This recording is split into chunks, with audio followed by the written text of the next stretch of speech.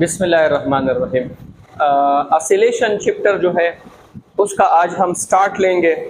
Oscillation, vibration, periodic motion और इसकी related जितनी भी टर्म्स है जैसे कि टाइम पीरियड है, फ्रीक्वेंसी है, डिस्प्लेसमेंट है, एम्पलीट्यूड है, सिंपल हार्मोनिक मोशन है, मास अटैच टू स्प्रिंग है, सिंपल पेंडुलम है। कोशिश होगी कि सिंपल पेंडुलम तक आज हम कवर कर ले। ठीक है। ऑसिलेशन को अगर हम एक डायग्राम की मदद से समझ ले तो ये बहुत ही सिंपल है। देखिए,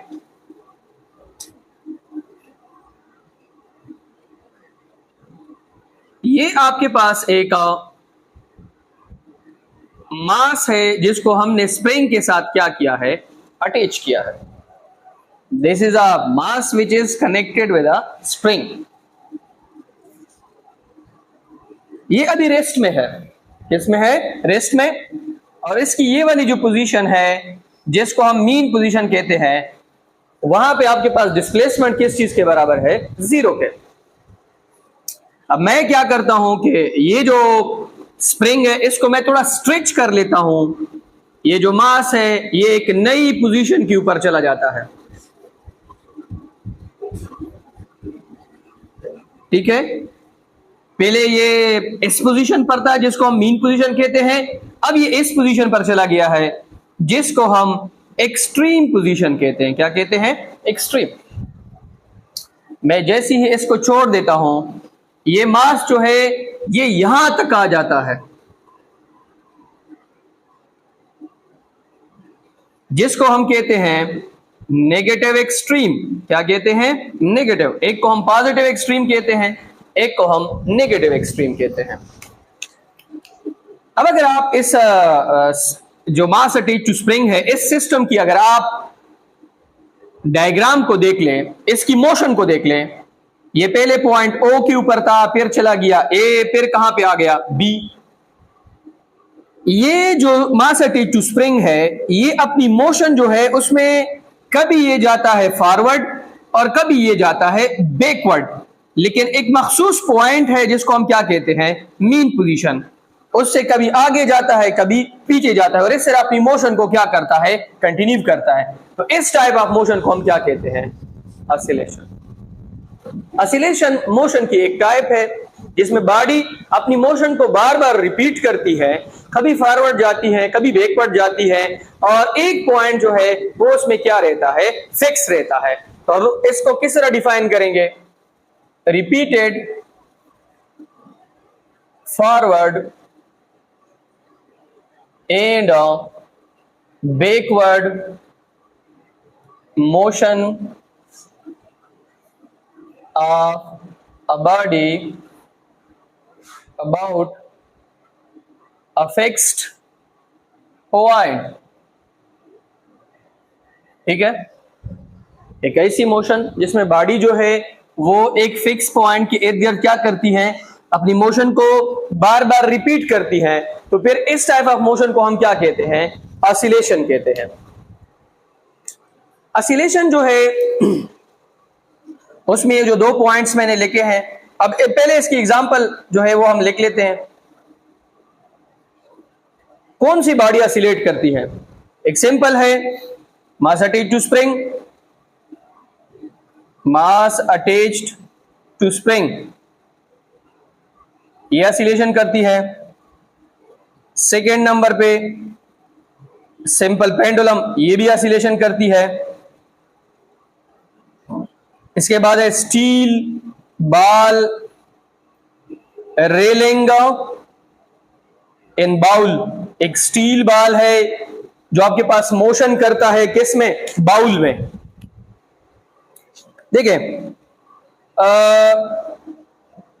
ये जो अभी मैं डायग्राम बना रहा हूं, this is a simple pendulum. ये आपके पास कौन सी है? सिंपल पेंडुलम है।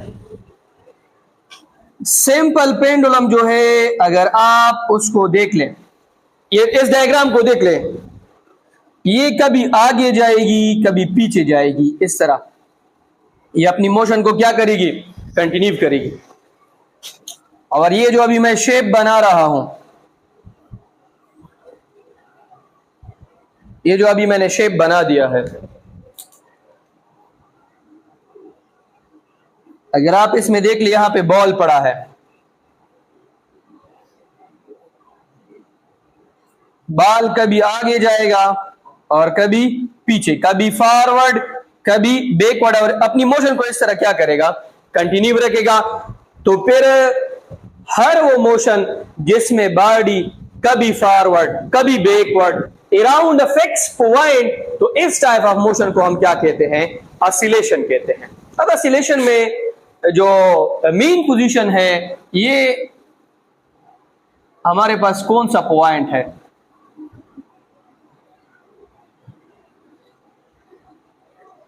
मीन पोजीशन कोई भी आपसे पूछ सकता है। मीन पोजीशन वो पोजीशन है जहां पे डिस्प्लेसमेंट किस चीज के बराबर होता है, जीरो, जहां पे तमाम फोर्सेस, नेट फोर्सेस किस चीज के बराबर होते हैं, जीरो। अगर मीन पोजीशन पे बॉडी रेस्ट में है, किस में है, मीन पोजीशन पे बॉडी रेस्ट में है, मतलब सिस्टम बिल्कुल रुका हुआ है, तो फिर आपके पास काइनेटिक एनर्जी किस चीज के बराबर होगी, जीरो। पोटेंशियल एनर्जी किस चीज के बराबर होगी, जीरो। रिस्टोरिंग फोर्स किस चीज के बराबर होगा, जीरो। ये मैंने यहां पे कंडीशन लगाई है, इधर देख ले कि बॉडी किस चीज में हो, रेस्ट में। अब अगर बॉडी मोशन में है, किस में है, मोशन में, बॉडी मोशन में है, और फिर वो आ जाती है कहां पर, मीन पोजीशन पर, मोशन में है फिर मीन पोजीशन पर आ जाती है। अब इस केस में देख लें, रिस्टोरिंग फोर्स बराबर होगा जीरो के, काइनेटिक एनर्जी आपके पास होगी मैक्सिमम, पोटेंशियल एनर्जी आपके पास होगी जीरो, डिस्प्लेसमेंट आपके पास होगा जीरो। ये सारे एमसीक्यूज पॉइंट्स हैं। मीन पोजीशन कौन सी पोजीशन है जहां पे डिस्प्लेसमेंट किस चीज के बराबर होगी, जीरो। अब आप एक बहुत ही जो है एग्जाम रिलेटेड क्वेश्चन है कि रिस्टोरिंग फोर्स जो है वो कहां पे जीरो होगी। याद रखे, मीन पोजीशन पे रिस्टोरिंग फोर्स किस चीज के बराबर होगी, जीरो। रिस्टोरिंग फोर्स का इक्वेशन है F is equal to minus kx, F of R is equal to minus k into zero, तो रिस्टोरिंग फोर्स किस चीज के बराबर है, जीरो। अब एक और इक्वेशन है A is equal to minus omega square x। अगर मैं मीन पोजीशन की बात करूं तो मीन पोजीशन पे A is equal to minus omega square x किस चीज के बराबर है, जीरो। तो मीन पोजीशन पे एक्सेलरेशन किस चीज के बराबर होगा, जीरो। मेरी बात समझ में आ रही है, मीन पोजीशन पे एक्सेलरेशन किस चीज के बराबर होगा, जीरो। अब हम आते हैं एक्सट्रीम पोजीशन पे।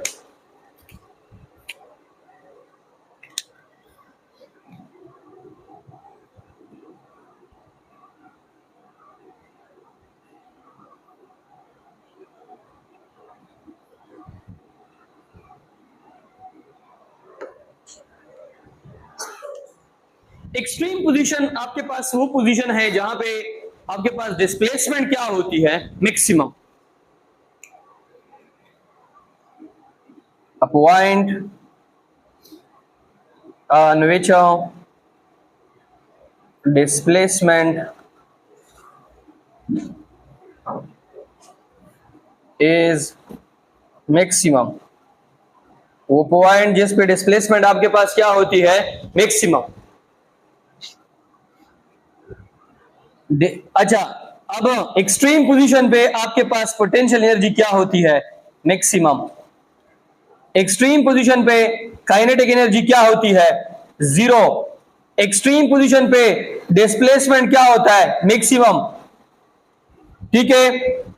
एक्सट्रीम पोजीशन पे रिस्टोरिंग फोर्स क्या होता है, मैक्सिमम। एक्सट्रीम पोजीशन पे एक्सेलरेशन आपके पास मैक्सिमम, एक्सट्रीम पोजीशन पे वेलोसिटी आपके पास जीरो।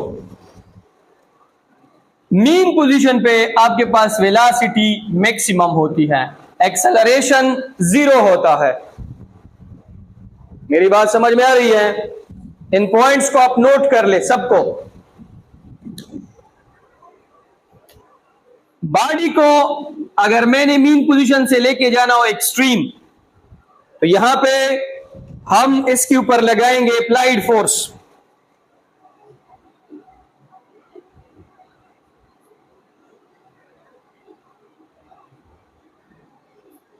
अप्लाइड फोर्स कौन सा फोर्स है? ये वो फोर्स है जिसका काम क्या है? बॉडी को मीन पोजीशन से कहां पे लेके जाना? Extreme. Force which move the body from mean position to extreme position. वो फोर्स जो बॉडी को मीन पोजीशन से एक्सट्रीम पोजीशन तक लेके जाती है, उसको हम क्या कहते हैं? Applied force. एक आपके पास है restoring force.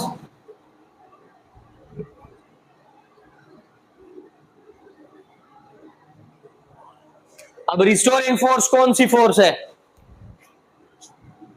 Force which move the body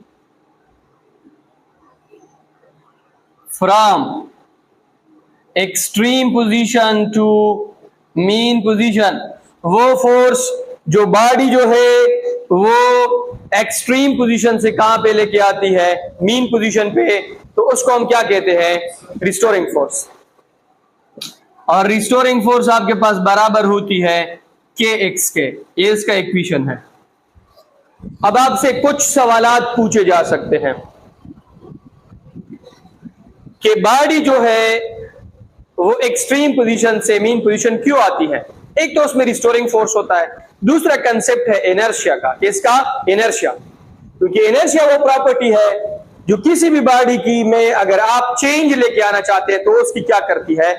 मुखालफत करती है, उसको रिजिस्ट करती है। इसके अलावा कुछ और फोर्सेस होते हैं जिसको हम रेजिस्टिव फोर्सेस कहते हैं।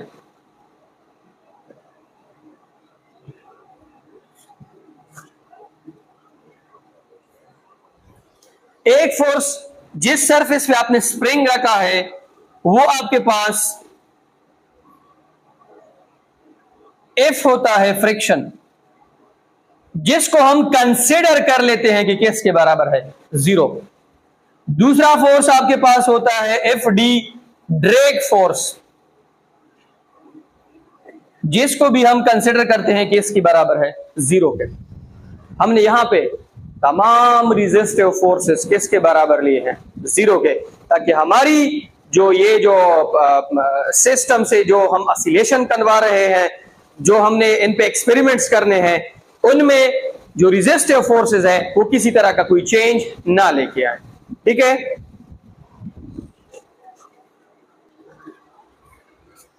ऑसिलेशन के बाद आपके पास है वाइब्रेशन, और बहुत सारे स्टूडेंट्स को इसमें मसला होता है। वो ऑसिलेशन और वाइब्रेशन जो है उसमें कोई डिफरेंस नहीं कर पाते हैं।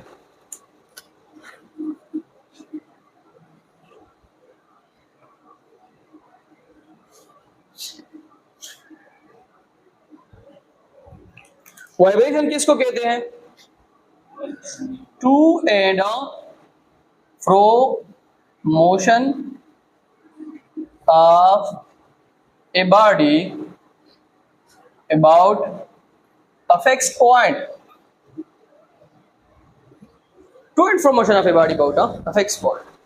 Repeated forward and backward motion of a body. दोनों का कंसेप्ट एक ही है। अब इसमें फर्क क्या है दोनों में? याद रखें, वाइब्रेशन आपके पास रैपिड मोशन है। कौन सा मोशन है? रैपिड। और इसमें आपके पास हाई फ्रीक्वेंसी होती है। ऑसिलेशन जो है वो आपके पास स्लो मोशन है। कौन सी मोशन है? स्लो। उसमें फ्रीक्वेंसी आपके पास क्या होती है? लो फ्रीक्वेंसी होती है। क्या होती है? Low frequency. मेरी बात समझ में आ रही है? कोई भी अगर आपसे पूछे, अब मैं वाइब्रेशन की आप लोगों को मिसाल दे देता हूं। Motion of wire of a guitar, motion of wire of a guitar. अब ये वाइब्रेशन क्यों है, इसको हम ऑसिलेशन में क्यों नहीं लेते हैं? अगर आप गिटार के वायर को देके तो वो बड़ा rapidly repeated and forward motion करते हैं, जबकि सिंपल पेंडुलम जो है वो अपनी मोशन क्या करती है, वो इतना रैपिड नहीं करती है। तो दोनों के दरमियान थोड़ा सा चेंज है। Oscillation is a rapid repeated forward and backward, slow repeated forward and backward motion, and vibration is a rapid repeated forward and backward motion of a body about a fixed point. हर वो system जो बहुत ज्यादा high frequency के साथ forward and backward motion करता है, that will be vibration, and जो system जो है वो स्लोली अपनी मोशन को रिपीट करता है about a fix point, this will be oscillation. अब आपके पास पीरियाडिक मोशन है।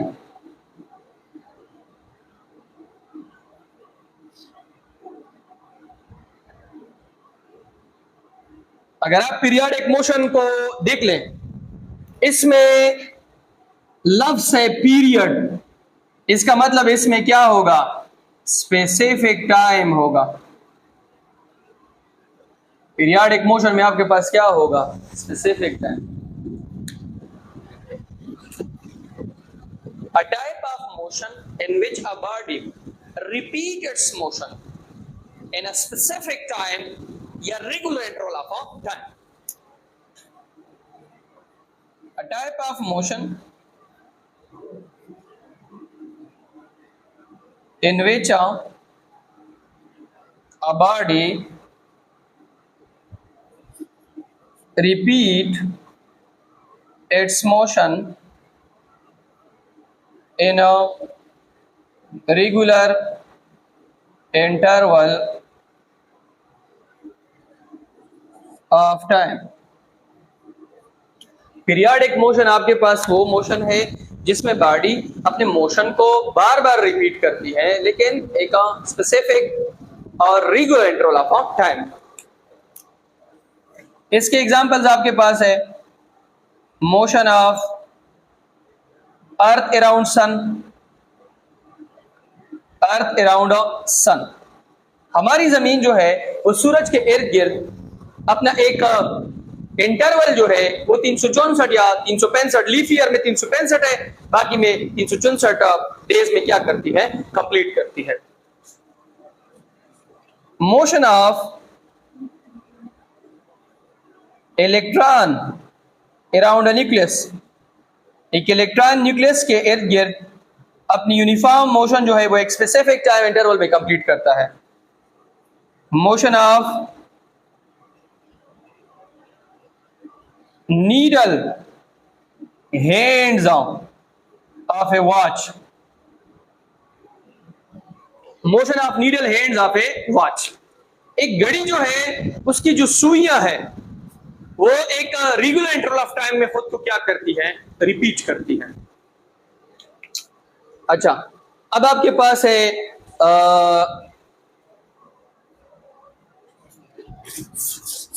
Types of oscillation. ऑसिलेशन के टाइप्स है।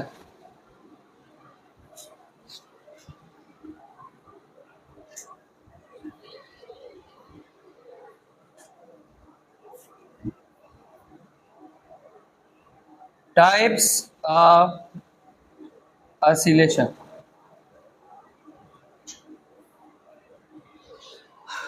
ऑसिलेशन के मेनली दो टाइप्स है, एक है फ्री ऑसिलेशन और एक है फोर्स्ड ऑसिलेशन। एक फ्री ऑसिलेशन है और एक आपके पास फोर्स्ड ऑसिलेशन है। अब सबसे पहले आपके पास फ्री ऑसिलेशन कौन सी है?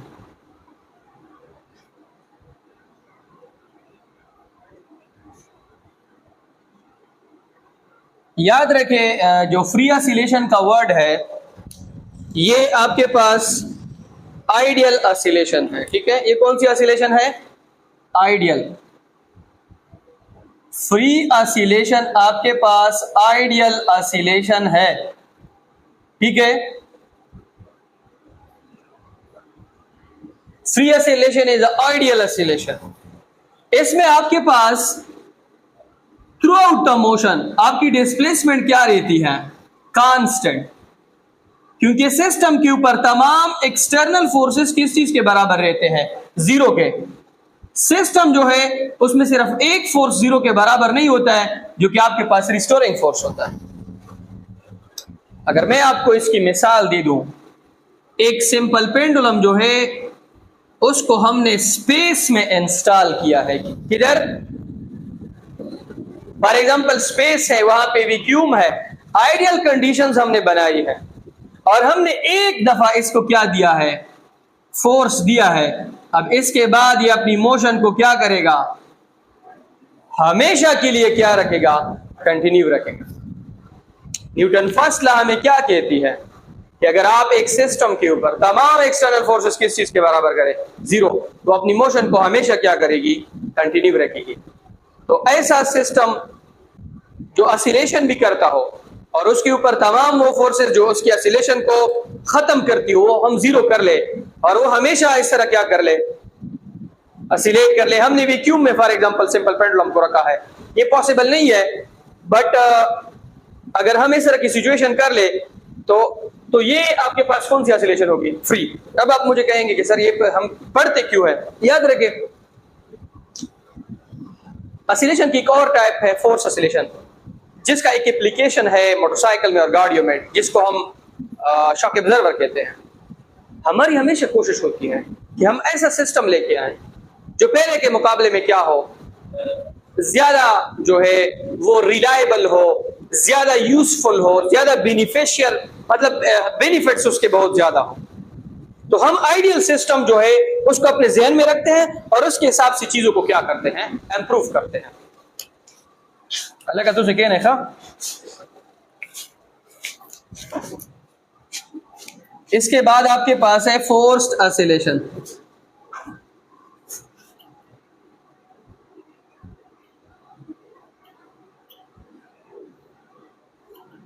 फ्री ऑसिलेशन में तमाम जो आपके पास फोर्सेस थे वो किसके बराबर थे?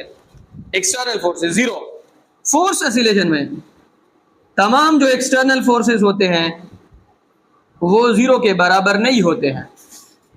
रिस्टोरिंग फोर्स जो है वो भी जीरो के बराबर नहीं होता है। एनर्जी जो है वो भी आपके पास कांस्टेंट नहीं होती है, वो डिक्रीज होती है टाइम के साथ, मतलब अदर फॉर्म में कन्वर्ट होती है। एम्पलीट्यूड जो है वो भी आपके पास कांस्टेंट नहीं रहता है। इसमें या तो सिस्टम जो है या तो सिस्टम की एम्पलीट्यूड इंक्रीज करेगी या तो सिस्टम की एम्पलीट्यूड डिक्रीज करेगी। हालांकि मेरे हपाए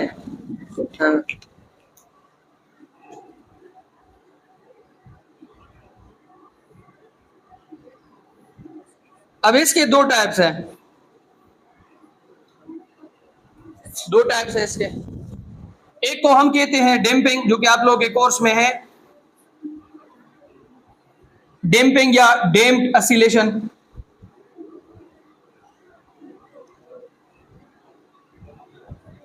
और एक हमारे पास है रेजोनेंस। अब मैं एक सिंपल मिसाल के जरिए आपको समझाता हूं। आपके पास एक सिंपल पेंडुलम है जिसको मैंने हवा में इंस्टॉल किया है, ये इस रूम में इंस्टॉल किया है।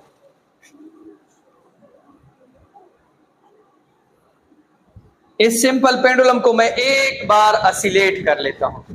अगर आप देखेंगे तो पहली दफा ये जाएगी ए और बी के दरमियान, दूसरी दफा ये जाएगी सी और डी के दरमियान, चौथी दफा ये जाएगी ई और एफ के दरमियान। आहिस्ता आहिस्ता इसकी जो एम्पलीट्यूड है वो किसकी तरफ जाएगी? जीरो। तो फिर ये ऑसिलेशन जो है डैम्प्ड ऑसिलेशन है, जिसमें एक्सटर्नल फोर्सेस की वजह से एम्पलीट्यूड मुसलसल क्या करती है? डिक्रीज करती है। अगर हम इसका ग्राफ स्टडी करें, ग्राफ को देख लें, ये जो पॉइंट है यहां पे एम्पलीट्यूड पॉजिटिव, इस पॉइंट पे नेगेटिव, और यहां पे एम्पलीट्यूड किस चीज के बराबर है? 0। सिस्टम जो है वो पहले ऑसिलेट ज्यादा कर रहा था, आहिस्ता आहिस्ता उसकी एम्पलीट्यूड क्या हो रही है? देखिए डिक्रीज हो रही है। तो फिर ऐसी ऑसिलेशन जिसमें एम्पलीट्यूड एक्सटर्नल फोर्सेस की वजह से मुसलसल डिक्रीज करती है, उसको हम क्या कहते हैं? डैम्पिंग। रेजोनेंस, इसमें एक्सटर्नल फोर्सेस जो है उसकी वजह से एम्पलीट्यूड मुसलसल क्या करती है? इंक्रीज।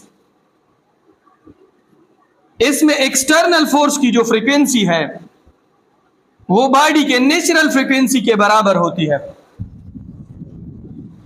फॉर एग्जाम्पल, ये आपके पास एक सिंपल पेंडुलम है। ये सिंपल पेंडुलम जो है इसकी एक नेचुरल फ्रीक्वेंसी है, फर्ज करें वो है 256 हर्ट्ज। फर्ज करिए मैंने एक मिसाल लिया है, मैं इसके ऊपर बाहर से जो फोर्स अप्लाई कर रहा हूं, अगर उसकी फ्रीक्वेंसी भी 256 हर्ट्ज हो गई तो एक्सटर्नल फोर्स की फ्रीक्वेंसी मैच कर गई है किसके साथ? नेचुरल फ्रीक्वेंसी के साथ। अब ये सिंपल पेंडुलम लार्ज एम्पलीट्यूड के साथ ऑसिलेट करेगी, और इस फिनोमेना को हम क्या कहेंगे? रेजोनेंस। मैं इसकी एक और मिसाल दे देता हूं। ये आपके पास एक ग्लास है, शीशे का एक ग्लास है, ये इस रूम में पड़ा है। इस गिलास के अंदर ये सारे एटम्स जो है ये वाइब्रेट कर रहे हैं नेचुरल फ्रीक्वेंसी के साथ। वो फर्ज करें 20 हर्ट्ज है। इस कमरे में एक सिंगर बैठा है और वो सिंगर अपने मुंह से जो आवाज निकाल रहा है, अगर उसकी फ्रीक्वेंसी भी 20 हर्ट्ज हो गई, ये गिलास जो है ये लार्ज एम्पलीट्यूड के साथ वाइब्रेट करेगा और सीधा टूट जाएगा, और इसको फिर हम क्या कहेंगे? रेजोनेंस। इसको हम कैंसर की थेरेपी में जो ट्रीटमेंट है उसमें भी इस्तेमाल करते हैं। कैंसर के सेल्स जो है उसको हम एक खास किस्म की साउंड की जो वेव्स हैं वो उसको दे देते हैं जो उसकी नेचुरल फ्रीक्वेंसी के साथ मैच करती है, और सेल क्या हो जाता है? रेजोनेंस की वजह से डिस्ट्रॉय हो जाता है। इसके और भी एग्जांपल है। एक रेजोनेंस आपके पास है इलेक्ट्रिकल रेजोनेंस, जो कि रेडियो में होता है। इलेक्ट्रिकल रेजोनेंस कहां पे होता है? रेडियो में। रेडियो क्या करता है? हवा में मुख्तलिफ फ्रीक्वेंसीज के चैनल्स के मुख्तलिफ फ्रीक्वेंसीज जो है उनकी वेव्स मौजूद है। अगर आप अपनी रेडियो जो है उसकी जो बैंड है आप उसको इस तरह रोटेट करें और उस फ्रीक्वेंसी पे सेट करें, फॉर एग्जांपल FM लकी 88 पे, तो सीधा वहां पे आपके पास इलेक्ट्रिकल रेजोनेंस करेगा और वहां पे आपको साउंड आना स्टार्ट हो जाएगी। माइक्रोवेव ओवन जो है, माइक्रोवेव ओवन, ये किस पे काम करता है? रेजोनेंस पे। आपने जो सालन गर्म करना है आप उसको माइक्रोवेव ओवन के अंदर रख लें। जब माइक्रोवेव ओवन को आप क्या कर लें, आप माइक्रोवेव ओवन को ऑन कर लें, तो आपके सालन के अंदर जो फैट्स होते हैं, जो वाटर होते हैं मॉलिक्यूल्स, उनकी नेचुरल फ्रीक्वेंसी जो है वो पहले से हमने फाइंड कर रखी होती है, और हम उसको उस फ्रीक्वेंसी के ऊपर सेट कर लेते हैं कि वो उनकी नेचुरल फ्रीक्वेंसी के साथ मैच कर जाती है। और सालन में क्या होता है, उसमें जो फैट्स हैं उसके भी बॉन्ड्स ब्रेक हो जाते हैं, और आहिस्ता आहिस्ता आपकी जो भी सालन आपने पकाया है वो गर्म हो जाती है।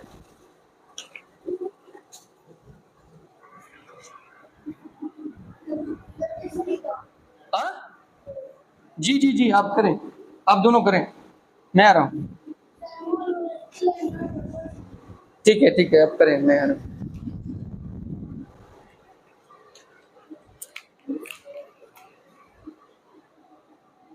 अब 2 मजीद टाइप्स है, क्योंकि आप सब टाइप्स कंसिडर कर लें।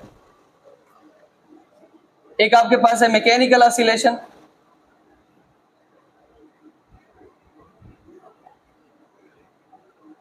जो आपके पास किसी भी सिस्टम की रिलेटेड होती है, मशीन की रिलेटेड होती है।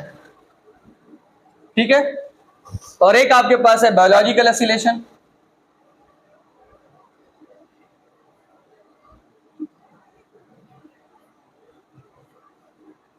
बायोलॉजिकल ऑसिलेशन किसकी रिलेटेड होती है? Living bodies. ठीक है। मैकेनिकल ऑसिलेशन आपके पास रिलेटेड होती है सिस्टम्स और मशीन के मुतालिक, और जो बायोलॉजिकल ऑसिलेशंस है वो आपके पास रिलेटेड होती है किसके? बॉडी में। फॉर एग्जांपल आपकी जो पल्सेस है, पल्सेस वो ऑसिलेट कर रहे हैं, आपकी हार्ट बीटिंग है, या कोई और इस तरह एक लिविंग बॉडी है उसमें कहीं पर ऑसिलेशन हो रही है। ईयर ड्रम भी आप कह सकते हैं। ठीक है, this is all about oscillation. अब ऑसिलेशन में मुख्तलिफ तरह के टर्मिनोलॉजीज इस्तेमाल होते हैं इस टॉपिक में, जिसमें पहला आपके पास है टाइम पीरियड।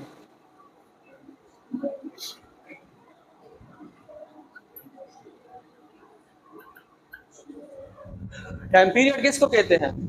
वो टाइम जिसमें बॉडी एक कंप्लीट साइकिल क्या कर लेती है? पूरा करती है।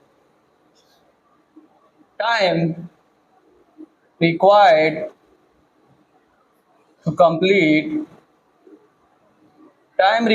कंप्लीट वन साइकिल या वाइब्रेशन।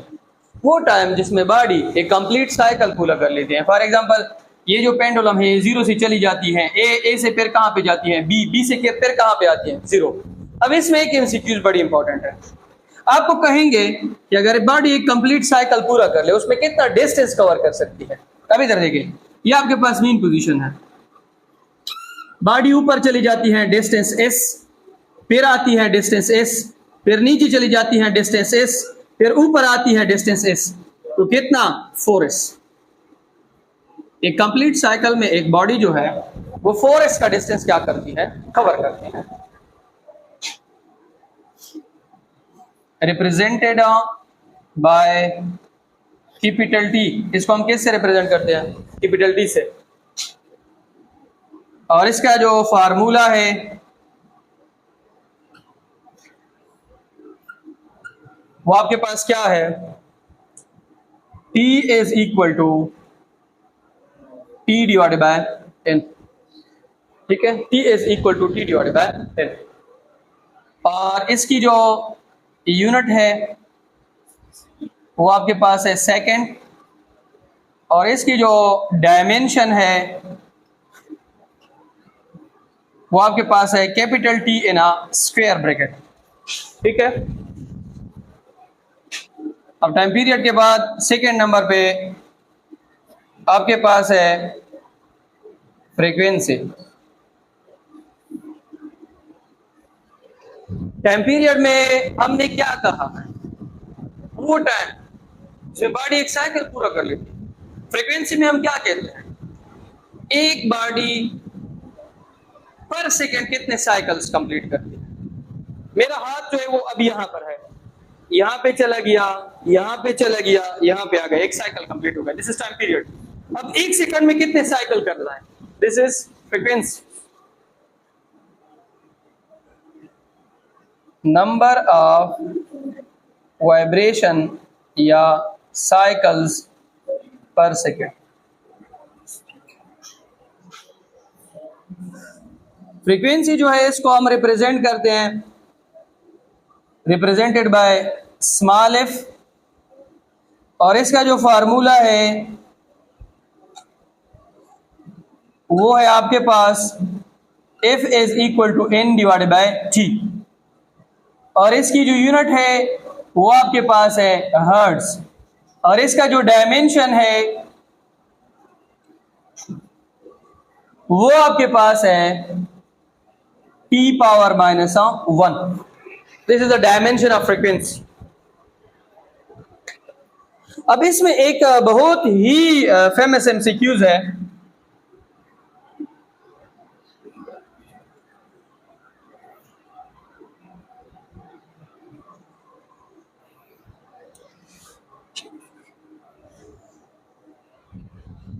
कि prove that the product of frequency and time period is equal to unity. एक एमसीक्यू है कि prove that product of T and F is equal to unity. ये किसके बराबर है? यूनिटी की।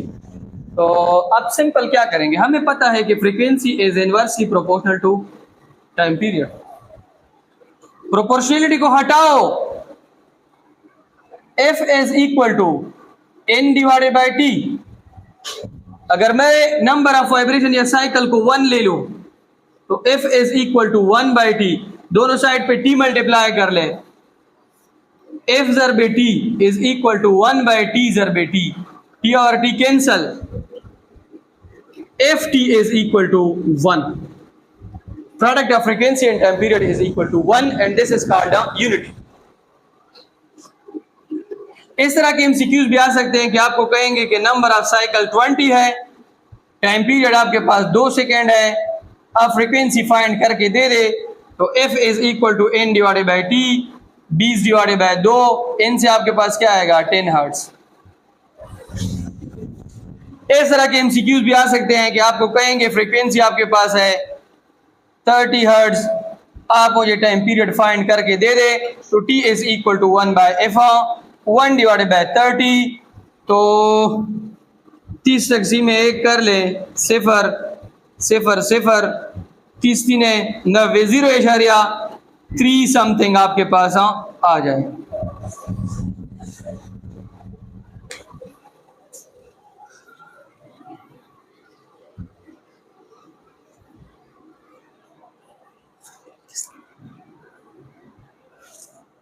अच्छा, नेक्स्ट आपके पास है डिस्प्लेसमेंट।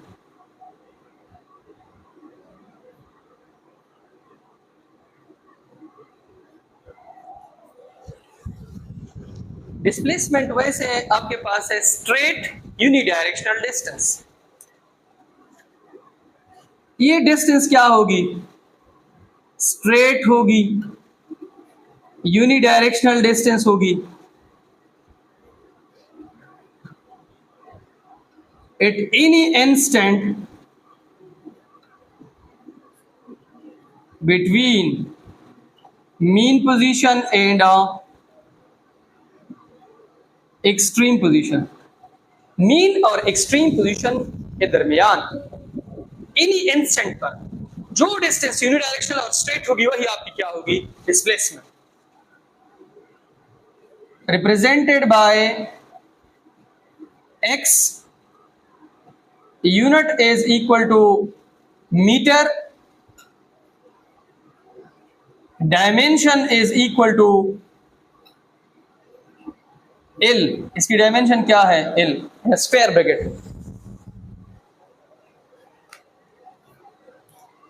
डिस्प्लेसमेंट के बाद आपके पास है एम्पलीट्यूड।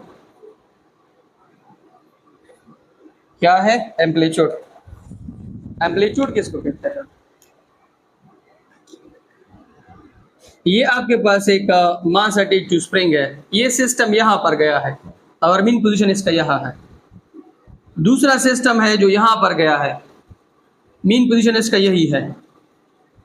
मीन पोजीशन से जो सिस्टम सबसे ज्यादा मैक्सिमम डिस्प्लेसमेंट करेगा और इसको हम क्या कहेंगे? Amplitude. Maximum displacement of oscillating body from mean position। oscillating body जो है उसकी मीन पोजीशन से जो आपके पास मैक्सिमम डिस्प्लेसमेंट होगी, this will be your amplitude, represented by x0 या xm। यूनिट वही मीटर, डायमेंशन वही L in a square bracket. Difference दोनों में ये है कि एक आपके पास सिंपल डिस्प्लेसमेंट है, एक आपके पास मैक्सिमम डिस्प्लेसमेंट है। ठीक है,